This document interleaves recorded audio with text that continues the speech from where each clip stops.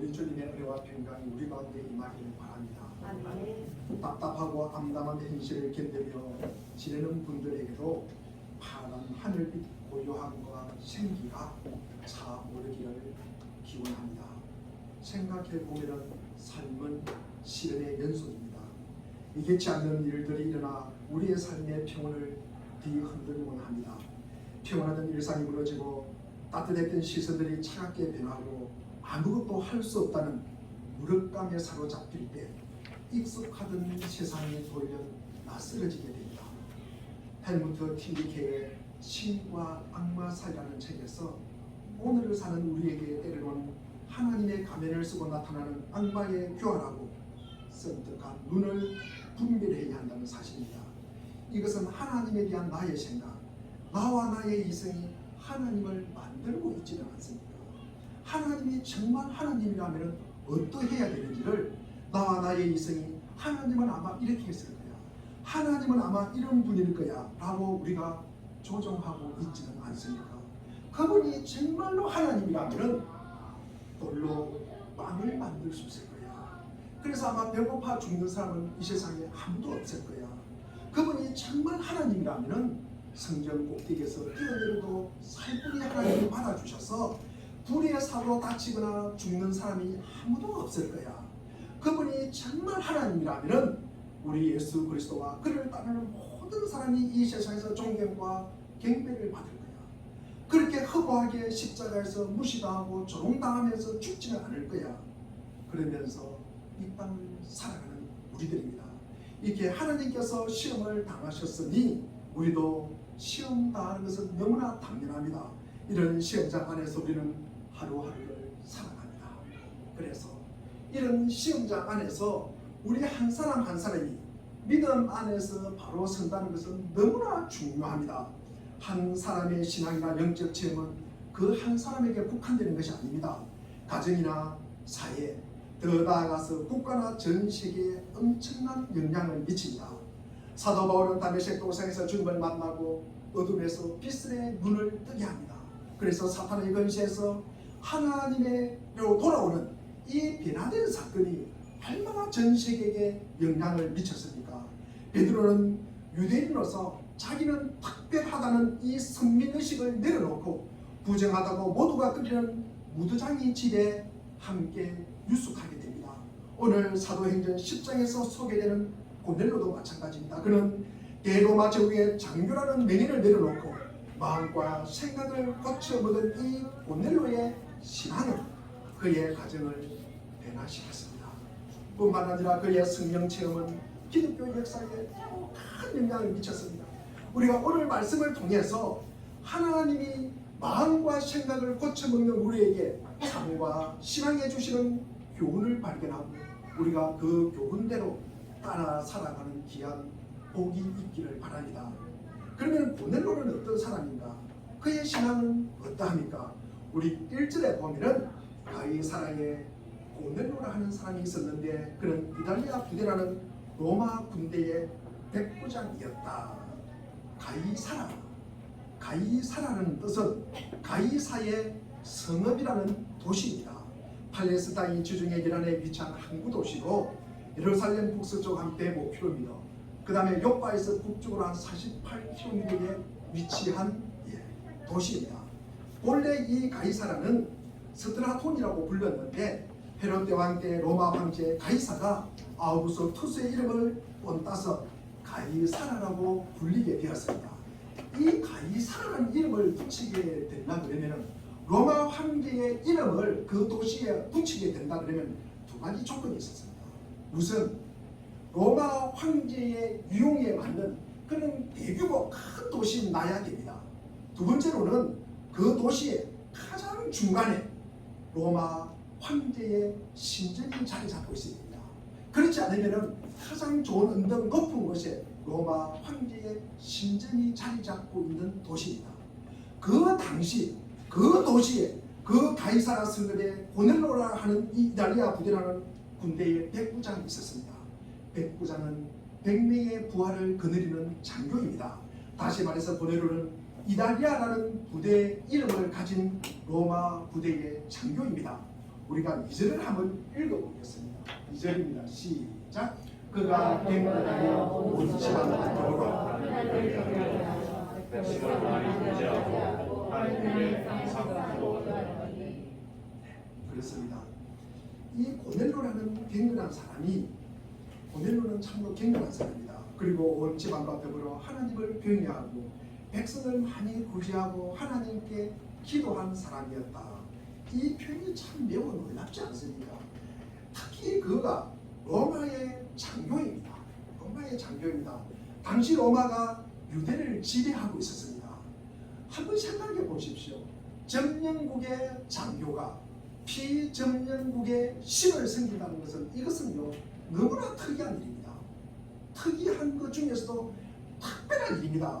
대부분의 사람들이 하나님을 모르고 예수님을 모르는 사회입니다. 그런데 이 가이사라라고도 이름이 붙여지는 도시입니다. 그런데 황제의 신정이 인간을 압도하고 있는 이 황제의 도시에서 일어난 일입니다. 그러니까 이 일이 얼마나 특이하겠습니까? 아니 많은 사람들이 그렇게 하면은 뭐 별일 없습니다.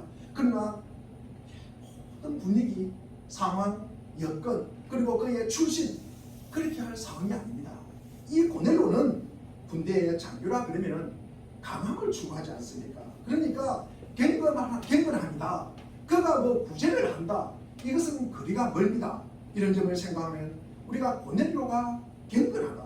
하나님을 경외하다. 항상 기도하다. 그리고 많은 백성을 구제했다는 것은 참으로 놀랄 일입니다. 그는 사회적 신분이나 직업 환경 등에 구애받지 않는 참으로 경건한 사람이었다. 그리고 그는 이방인입니다. 그리고 이방인이라는 점에서 참으로 특이하다는 것입니다. 우리가 본문 다음에 우리 24절과 25, 26절을 보면은 그 다음날 베드로는 가이사라에 들어갑니다. 고넬료는 자기 친척들과 가까운 사람들을 불러놓고 그들을 기다리고 있었다. 이 베드로 일행이 오기를 기다리고 있었습니다. 베드로가 들어오니 마중을 나와서 그의 발 앞에 엎드려 절을 하였다. 누가 누구에게 절을 하였습니까? 고넬료가 베드로 일행에게 절을 하였다는 것입니다. 그러자 베드로가 일어나십시오. 일어나십시오. 나도 역시 사람입니다. 나는 신이 아니라 사람입니다. 라고 말하면서 그를 이렇게 세웁니다. 그 역시 너무나 놀라운 모습입니다. 고넬료는 유대를 점령하고 다스리는 로마의 장교입니다. 사실 베드로는 우리가 교회 안에서는 꽤 유명한 사람입니다. 그러나 사회적으로는 식민지 백성 중에 한 사람에 불과한 사람입니다. 그럼에도 고넬료는 베드로 앞에 엎드려 절을 합니다. 이는 그가 베드로가 전한 말씀을 얼마나 듣기를 사모했을까? 얼마나 그 말씀을 듣기를 사모하면서 이런 모습이 보였는지를 보여주고 있습니다. 이러한 고넬료의 신앙과 태도가 우리 모두의 소망이 되기를 바랍니다. 고넬료의 신앙은 그의 가족과 부하에게 어떤 영향을 미치는지를 우리 보여줍니다. 우리 오늘 이전에서 읽은 것과 마찬가지로 고넬료가 경건하고 백성을 많이 구제했다. 그리고 하나님께 항상 기도했다는 것 말고도 놀라운 것이 또 있습니다. 바로 온 지방과 더불어 하나님을 경외했다는 점입니다. 그가 가진 신앙이, 그가 가진 경건이 신앙과 그리고 그 온 집안 식구에게 얼마나 큰 영향을 끼쳤는지를 갖다가 말하고 있습니다. 혼자만의 신앙이 아닙니다. 가정을 그리고 가족을 신앙과 은혜로 이끈 사람이 고넬료의 신앙입니다. 우리도 이런 신앙을 가졌으면 참 좋겠습니다. 우리 7절을 보면 이렇게 말하고 있습니다. 그에게 말하는 천사가 떠났을 때 고넬료는 하인 두 사람과 자기 부하 가운데 경건한 병사 하나를 불러서 부하 가운데 경건한 사람 하나를 부르라는 말에 주목합니다. 고넬료의 부하라면 아마 그 역시 이달리아 부대에 속한 병사이고 군인이었을 것입니다. 그러면서 아마 이방인이었을 것입니다. 그런 사람이 경건하다. 참 경건하기가 힘듭니다. 그런데도 이 병사를 경건하다고 이야기합니다. 왜냐하면 아마 그것도 이 경건한 고넬료, 이 백부장의 영향을 받았을 것이다. 이 고넬료의 신앙은 집안 사람에게만 영향을 끼친 것이 아니라 직장에서 그리고 그와 함께 있는 일하는 사람들에게 그 부하에게도 영향을 끼쳤다는 말씀입니다. 고넬로가 환상을 봅니다. 언제 어떤 환상을 보았으며 그 환상을 통해서 무슨 말씀을 들었습니까? 우리 3절과 6절에 이것이 기록되어 있습니다. 우리 3절을 보면은 어느 날 오후 우리 3절을 한번 읽어보겠습니다. 시작. 하루는 주의 구시 중되어 환상 중에 밝히 보매 하나님의 사자가 여호와를 의뢰하니. 제90쯤 되어 오늘 본문에 보니까 되라는 말이 나옵니다. 제90은 성경에 나오는 제 시간은 거기다가 6을 더하면 됩니다. 9에다가 6을 더하면 얼마입니까? 15입니다. 그러면 오후 몇 시? 3시입니다. 오후 3시입니다. 그리고 그 시간은 유대인들이 기도하는 시간이었습니다. 고넬로는 기도하는 중에 환상을 보았다는 것입니다. 기도하는 중에 환상을 본 것입니다. 그 환상 속에 고넬로는 하나님의 사자가 들어와 자신의 이름을 부르는 것을 듣습니다. 사진에 보니까 고넬로가 천사를 주시하여 보고 두려워서 물었다. 천사님 무슨 일입니까? 천사가 대답을 합니다. 내 기도와 구제 행위가 하나님 앞에 상달되었다. 그리고 하나님께서 그것을 기억하고 계신다는 말씀입니다. 하나님이 고넬로의 기도와 구제에 힘쓸 때 하나님이 그것을 기뻐하신다는 사실이 얼마나 놀랍습니까? 사람들이 다 알아주지 못할 수도 있습니다. 그렇지만 하나님은 우리의 기도와 구제를 기억하고 그리고 기뻐하신다는 것입니다. 아마 어떤 기도를 하였기에 하나님 앞에 상달되면서 하나님이 그 기도를 기억하셨을까? 구체적으로 성경에는 기록되어 있지 않습니다. 그러나 아마 제가 짐작컨대 자신의 유익만을 위한 기도는 분명히 아닐 것이다. 그리고 어떤 구제를 했을까? 어떤 구제를 했기에 하나님께서 그게 상달되고 하나님이 기억하실까? 어떤 구제를 했을까? 여러분 한번 잠시 생각해 보시기 바랍니다. 어떤 구제를 했기에 하나님께 상달되고 하나님이 기억하실까? 저는 이런 생각을 해보았습니다. 아마 오른손이 하는 것을 왼손이 모르게 하는 구제였을 것이다. 그 기도를 하나님께 상달되고 하나님이 기억하셨을 것이다. 저는 그런 생각을 하게 되었습니다. 5절에 보면 이제 요바로 사람을 보내어 베드로라고 하는 시몬이라는 사람을 데려오라. 6절에 그는 무두장이 시몬의 집에 묵고 있는데 그 집은 바닷가에 있었다. 하나님의 천사는 고넬로에게 바로 지금 사람을 요바로 보내어 베드로라고 하는 시몬을 청하라고 합니다. 그리고 베드로가 무두장이 시몬의 집에 유숙하고 있는데 그 집은 바닷가에 있다. 해변가에 있다는 사실까지 알려줍니다. 무두장이는 우리가 가죽을 얻기 위해서 죽은 짐승의 시체를 우리가 손질하는 자입니다. 그래서 무두장이 자체가 부정한 인간이에요. 죽은 시체를 만지니까 그 부정한 무두장이 손에 닿는 모든 것이 부정하기 때문에 무두장이와 무슨 어떤 연계를 맺는다든지 그 다음에 섞여서 산다든지 함께 일을 한다든지 그와 관련 맺기를 싫어합니다. 그와 관련을 맺는다는 것은 곧 자기 자신을 부정하게 하는 행위입니다. 그러므로 사람들과 멀리 떨어진 외딴 해변가에 바닷가에 혼자 살았습니다. 그 집에 베드로가 유숙하게 되었습니다. 함께 잠을 잤다는 것입니다. 우리가 오늘 본문 앞에 보면은 그러니까 9장 마지막이죠. 9장 마지막에 보면은 베드로가 이런 일을 합니다. 베드로가 이 8년째 중풍병을 앓고 있는 이 침상에 누워있는 이 누구를 고칩니까? 애냐를 고칩니다. 그리고 그 다음에 보면은 요바의 다비다라고 하는 이 도르가 죽은 다비다를 일어나라 그러면서 이 죽은 다비다를 살립니다. 그러면은 지금 아마 우리가 이런 일이 일어났다 이러면은 아마 그 사람을 얼마나 추종하면서 따라가면서 그분을 모시려고 그러고 자기 집뿐만 아니라 가장 좋은 호텔에 아마 그분과 함께 있고 싶어 할 것입니다. 그분에게 안수를 받기 위해서 아마 줄을 서는 사람이 얼마나 많겠습니까? 그분이 말씀을 전한다면 얼마나 많이 따라다니겠습니까? 얼마나 많은 사람들이 이 신령한 베드로를 모시고 싶어 했겠습니까? 그분이 아마 옷자락이라도 잡으려고 얼마나 따라다니겠습니까?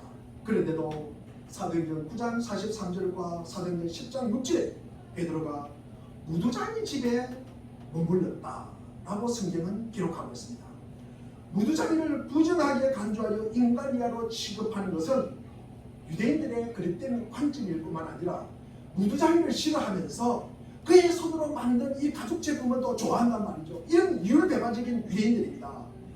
우리가 그리스도인 안에서 그리스도의 마음과 그리스도의 관점에서 볼 때 무두장이 역시 하나님의 행사로 지원받은 하나님의 피조물입니다. 이 하나님의 피조시기를 위해서 땀 흘려 일하는 하나님의 백성이라는 말입니다. 그렇다면 무두장이는 사랑받아야 마땅한 이웃이고 그리고 행제였던 것입니다. 우리가 이처럼 베드로 한 사람이 무두장이에 대한 그 마음과 생각을 고쳐먹는 것은 당시 사회에 엄청난 영향을 미쳤다는 것입니다. 베드로가 무두장이 집에 잠을 잤다. 이 사실이 성경에 2번이나 기록되어 있어요. 베드로가 무두장이 집에 잠을 잤다는 것이 무엇이 그렇게 중요할까? 그러나 성경에 그것이 2번이나 이것이 기록되어 있다는 말씀입니다. 이렇게 해서 고넬료와 베드로가 만나게 됩니다. 그들의 만남은 기독교 역사에서 엄청난 사건으로 변화됩니다. 유대인 선교에서 이방인 선교로 넘어가는 첫 사건이 되는 것입니다. 우리가 이렇게 초청받은 베드로가 고넬료의 집에 와서 말할 때 어떤 일이 생깁니까? 그리고 그 일로 인해서 어떤 결과가 이어집니까? 우리 44절, 45절, 46절에 보면은 제가 세 번역으로 한번 보겠습니다. 베드로가 이런 말을 하고 있을 때 그 말을 듣는 모든 사람에게 뭐가 임했다? 성령이 임했다. 그랬습니다. 할례받은 사람들 가운데서 믿게 되는 사람으로서 믿게 되는 사람들 누구를 이야기합니까? 유대인을 이야기하는 것입니다. 유대인을 이야기하는 것입니다. 할례받은 사람들 가운데 믿게 되는 사람으로서 베드로와 함께 온 사람들은 이방인 사람들에게도 성령을 선물로 부어주신다는 사실에 엄청나게 놀랍니다. 그 당시는 유대인들은 선민의식을 가지고 우리만 하나님의 자녀고 우리에게만 구원이 있다고 여겼던 시절입니다. 그런데 이런 사람들이 아니 이방인에게도 성령이 임하네, 이것은 놀라고 놀랄 일이라는 말씀입니다. 46절에 그들은 이방 사람들이 방언으로 이야기해요. 유대인들은 자기들만 방언한다고 생각했어요. 그런데 이방인들이 방언을 합니다. 그러면서 하나님을 높여서 찬양하는 소리를 듣게 됩니다. 이것은 엄청난 사실이라는 말씀입니다. 베드로가 말씀을 전한 중에 성령이 말씀을 듣는 모든 사람들에게, 유대인이나 이방인 모든 사람들에게 성령이 임했다는 것입니다. 베드로와 함께 온 할례받은 사람들, 이 유대인들이 이방인들에게도 성령이 임한 것을 보고 깜짝 놀랐다는 말씀입니다. 고넬료의 가정에 성령이 임한 것입니다. 이 이방인의 가정에 성령이 임하셨다는 말씀입니다. 성령의 충만을 받은 이 고넬료와 그의 가족들은 방언으로 말합니다. 그리고 하나님을 높여 찬양을 합니다. 그 결과 어떻게 되었습니까? 우리 47절과 48절에 보면은 자, 베드로가 이야기를 합니다. 자, 이 사람들도 우리와 마찬가지로 성령을 받았으니 이들에게 물로 세례를 주는 일을 누가 막을 수 있겠습니까? 그전까지는 이방인에게 세례가 없었습니다. 할례받은 유대인들만이 세례를 받고 그들만이 구원을 갖다가 임한다고 생각했습니다. 48절에 보니까 그런 다음에 그는 그들에게 매가여 예수 그리스도 이름으로 세례를 받게 하였다. 그들은 베드로에게 며칠 더 머물기를 청하였다. 베드로는 이 사람들이 우리와 같이 성령을 받았으니 누가 너희 물로 세례 베품을 금하리오라고 말한 후에 예수 그리스도 이름으로 세례를 베풀게 하였습니다. 베드로가 고넬료의 가정을 방문하여 고넬료와 그의 가족에게 세례를 베풀었다는 소식이 예루살렘에 앉아 전해지게 됩니다. 예루살렘 교회 할례자들, 유대인들이죠. 이 사람들이 베드로가 무할례자들이 그리고 이방인 집에 들어가서 함께 먹었다고 비난을 합니다. 베드로가 그 일에 관해서 자초지종을 설명한 후에 우리 사도행전 11장 17절을 보겠습니다.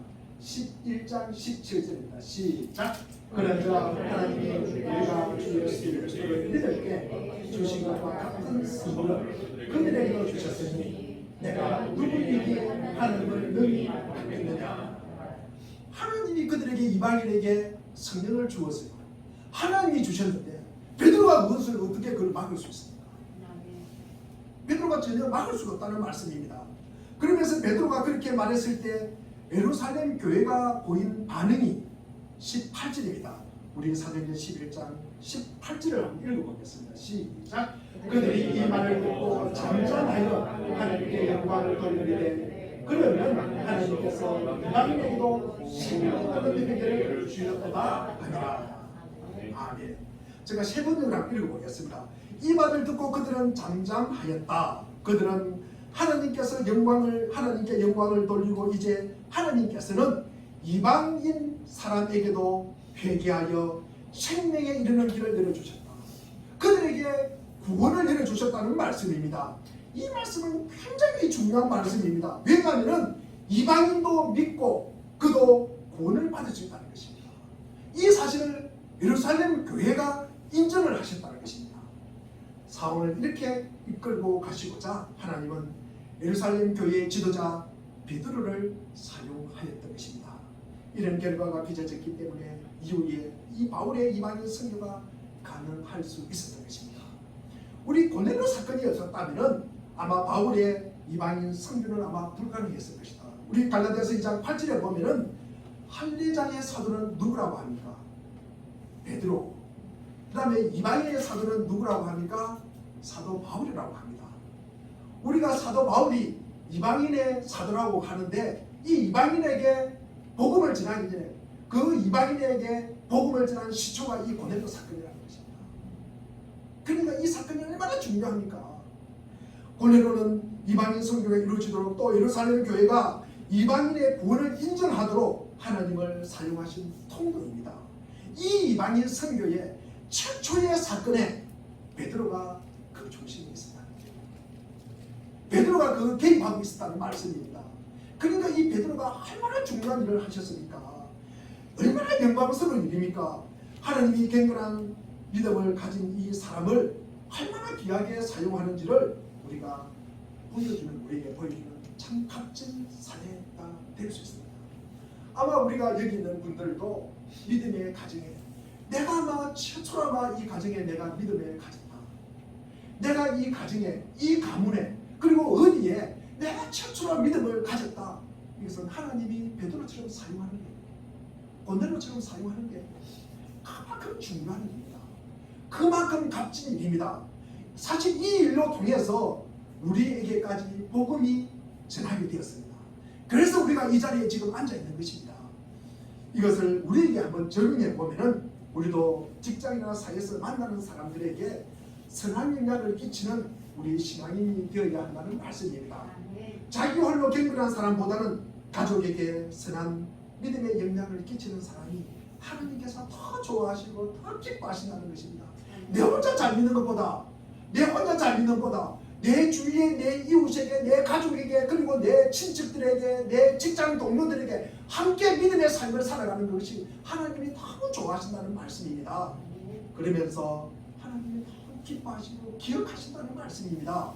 우리가 믿음의 사람은 우리가 심는 수고가 있어야 됩니다. 그리고 자라나고 성장하는 보람을 느끼는 것입니다. 그리고 풍성한 열매 맺는 기쁨이 가득하시길 바랍니다. 우리 고넬로 우리 오늘 본문 22장에 한번 보겠습니다. 이 고넬로에 대한 제가 자꾸 이 고넬로를 고릴라라고 왜 그런지 잘 모르겠습니다. 제가 연습을 많이 했는데도 자꾸 고넬로를 고릴라라고 제가 말을 하고 있더라고요. 용서해 주시길 바랍니다. 22절을 한번 보겠습니다. 22절 시작. 그들이 대답하되 베드로가 고넬로는 의인이요 하나님을 경외하는 사람이라 유대인 온 족속이 시각하더니 그와 결혼한 천사의 지시를 받아 당신의 그 집으로 청하여 말을 들으라 하는데 그렇습니다. 그들은 베드로에게 찾아가서 지금 말을 합니다. 고넬로라는 백부장이 보내서 왔습니다. 그러면서 이 고넬로는 백부장은 어려운 사람이요 하나님을 두려워하는 사람이다. 이렇게 말하는 게 우리가 이런 이야기를 듣는다는 것은 너무나 좋은 일입니다. 여러분 한번 생각해 보십시오. 주위에서 나를 갖다가 참 어려운 사람이다. 저 사람은 하나님을 믿는 사람이야. 저 사람을 보면 하나님이 살아계시는 것 같아. 저 사람은 견고한 사람이야. 저 사람은 기도하는 사람이야. 저 사람은 많은 백성을 구제하는 사람이야. 이런 이야기를 들으면 얼마나 좋겠습니까? 그는 온 유대 백성에게 존경을 받고 있습니다.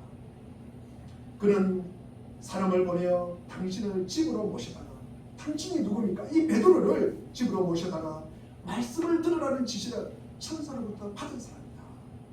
고넬료가 유대 원족속이 칭찬하는 사람이라는 것을 우리는 주목할 필요가 있습니다.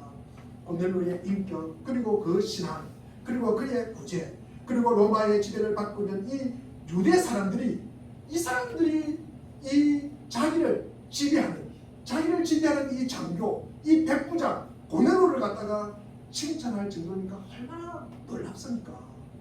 자기 백성을 아마 칭찬하고 그렇게 할 수가 있습니다. 그러나 이 이방인이잖아요. 자기를 지배하는 로마 장교잖아요. 이 사람을 갖다가 유대 백성들이 칭찬을 하고 있습니다. 우리도 고넬료처럼 우리가 살아있는 지역 사회에서 칭찬받는 사람으로 살아갈 수 있기를 바랍니다.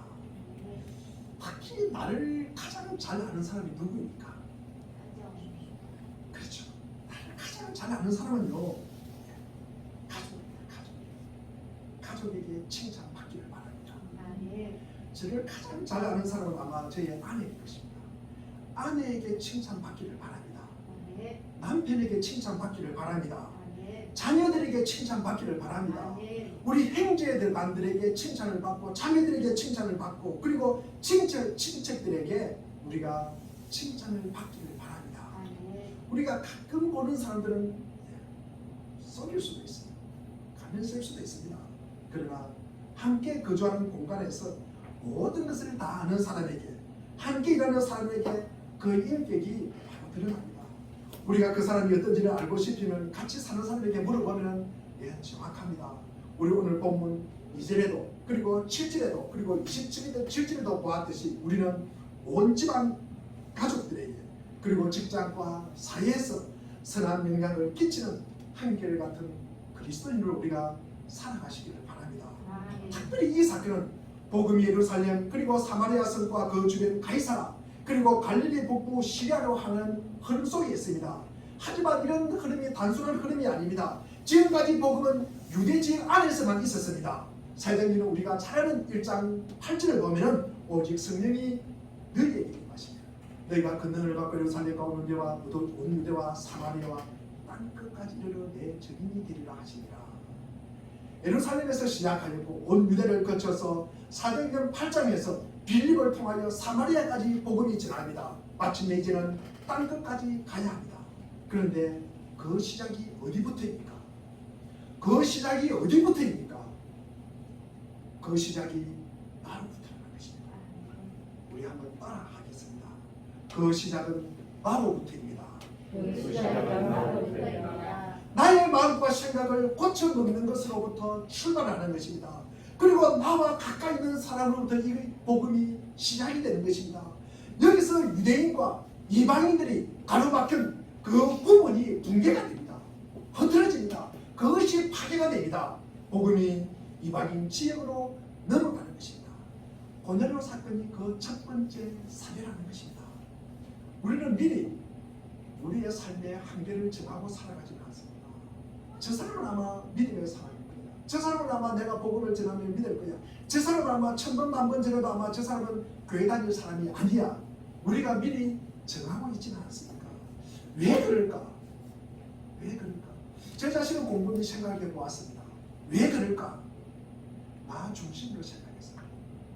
나 중심으로. 내가 그 사람에게 혹시 복음 전하다가 빵 맞을 수 있습니까? 그 빵 맞기 싫은 게 혹시 내가 구중을 비비 있을까 싶어가지고 싫은 소리 듣기 싫어가지고 그래서 내 중심으로 생각하는 것입니다. 내 중심이라는 이 한계를 우리는 넘어가야 한다는 것입니다. 우리가 믿음을 한마디로 말하면 여러 가지 우리가 믿음을 규정할 수 있습니다. 그러나 우리가 오늘 제가 이 말씀을 전하면서 믿음을 우리가 한마디로 표현하면 마음과 생각을 고쳐놓는 것이다. 그리스도인이 현재의 자신이 되어져야 할 자신 사이에 통합을 이룬다는 것은 현재의 내 마음과 생각을 버리는 것입니다. 그것을 버리지 않으면 변화되지 않습니다. 우리가 되어져야 할 존재로서 마음과 생각을 지녀야 하는 것입니다. 내가 되어져야 할 존재로서의 마음과 생각으로 우리가 고쳐 먹어야 된다는 것입니다.